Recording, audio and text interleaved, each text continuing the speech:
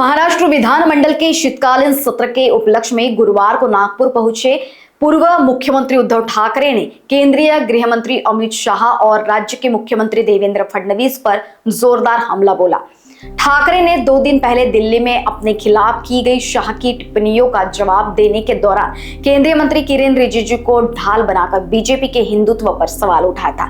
उद्धव ठाकरे ने महाराष्ट्र की राजनीति में बीजेपी नीत महायुति सरकार में शामिल उप मुख्यमंत्री एकनाथ शिंदे की शिवसेना और अजित पवार की राका के नेताओं पर कथित भ्रष्टाचार को लेकर मुख्यमंत्री फडणवीस सहित पूरी बीजेपी को कटघरे में खड़ा किया था।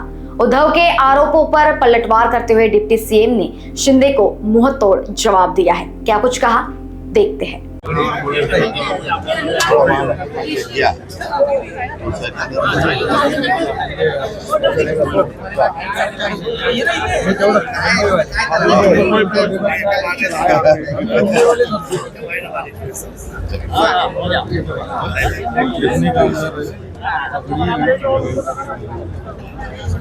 सगळ्यात दोन गोष्टी आणि पाकडी बस महत्वाचं।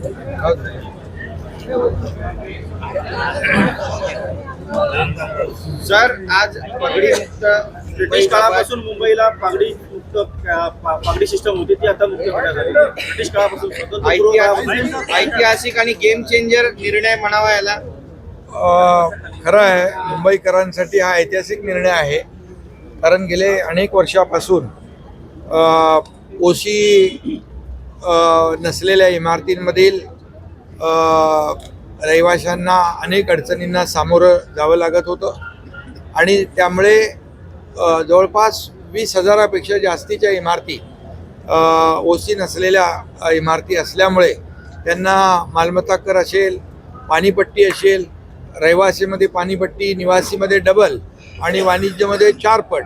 आता मी मुंबई महापालिकेचे आयुक्त गगराणी यांना फोन करून सांगितलं की निर्णय आम्ही घेतलेला आहे, पाणीपट्टी तात्काळ या ठिकाणी जी दुप्पट आपण निवासीकडून घेतो ती जी नियमानुसार सिंगल घेतली पाहिजे ती या ठिकाणी घेण्याच्या सूचना आम्ही दिल्या। भातकळकर फोन केला त्यांना आणि त्याबरोबर या सर्व इमारतींचा पुनर्विकास करण्यासाठी शासनाने निर्णय घेतलेला आहे आणि ओसीची प्रक्रिया जलद गतीने करण्यासाठी जे काही जे नियोजन करणं आवश्यक आहे ते नियोजन करण्याचा निर्णय नगरविकास विभागाने घेतलेला आहे।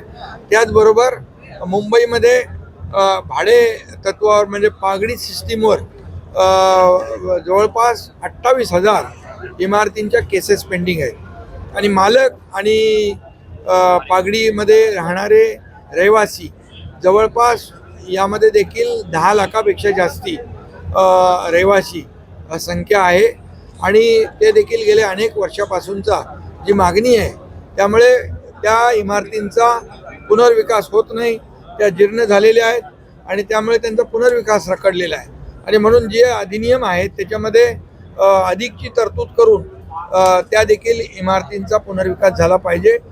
जे रहिवासी जो राहतोय त्यांनी वापरलेलं व्याप्त केलेलं क्षेत्रफळ म्हणजे त्यांनी वापरलेलं क्षेत्रफळ त्याला मिळालं पाहिजे आणि त्याचबरोबर मालक म्हणून आपल्याला त्याचं बेसिक FSI जो आहे तो देखील त्याला मिळाला पाहिजे।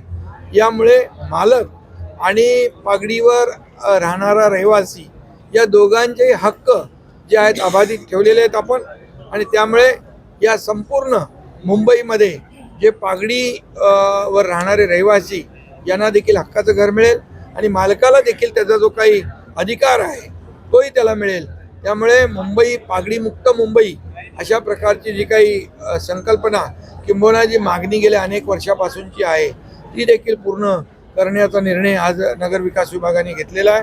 त्याचबरोबर संजय गांधी राष्ट्रीय उद्यानामध्ये जे 25,000 लोक राहतात त्यांना देखील त्या फेरीमध्ये म्हणजे सुप्रीम कोर्ट आपल्या हायकोर्टाचे जे काही कारवाईचे आदेश येतात त्यामुळे त्यांच्या डोक्यावरती टांगती तलवार देखील दूर करण्यासाठी जे काही नियमामध्ये बदल करणे आणि आजूबाजूच्या परिसरामध्ये त्यांचं पुनर्वसन करणे या बाबतीत देखील धोरणात्मक निर्णय नगरविकास विभागाने घेतला आहे आणि त्याचबरोबर जुन्या गिरणी ज्या जागा आहेत त्या जागेमध्ये ज्या जुन्या चाळी आहेत त्या चाळींचा देखील पुनर्विकास थांबला होता.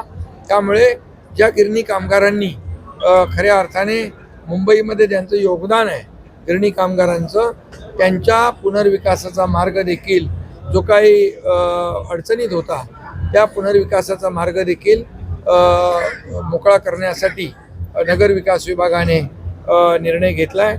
आणि त्यासाठी जे जे काही अधिनियमामध्ये बदल करायचे आहेत ते बदल केलेत. आणि मला वाटतं गिरणी कामगारांना देखील न्याय मिळेल अशा प्रकारचे 4 निर्णय जे आहेत हे मुंबईकरांसाठी अतिशय महत्त्वाचे आहेत. आणि ते निर्णय आपण नगरविकास विभागाच्या गृहनिर्माण विभागाच्या माध्यमातून आम्ही घेतले. मुख्यमंत्री महोदय, मी, अजितदादा आम्ही चर्चा केली आणि मुंबईचे सर्व नगरसेवकांची देखील तीच मागणी होती. आमदारांची जी मागणी आहे गेल्या अनेक वर्षापासूनची होती, ती मागणी या आजच्या निर्णयामुळे पूर्ण होऊन लाखो मुंबईकरांना मोठा दिलासा या ठिकाणी मिळेल. आणि म्हणून हा निर्णय, आज घेतलेले निर्णय हे मुंबईकरांसाठी ऐतिहासिक आहेत.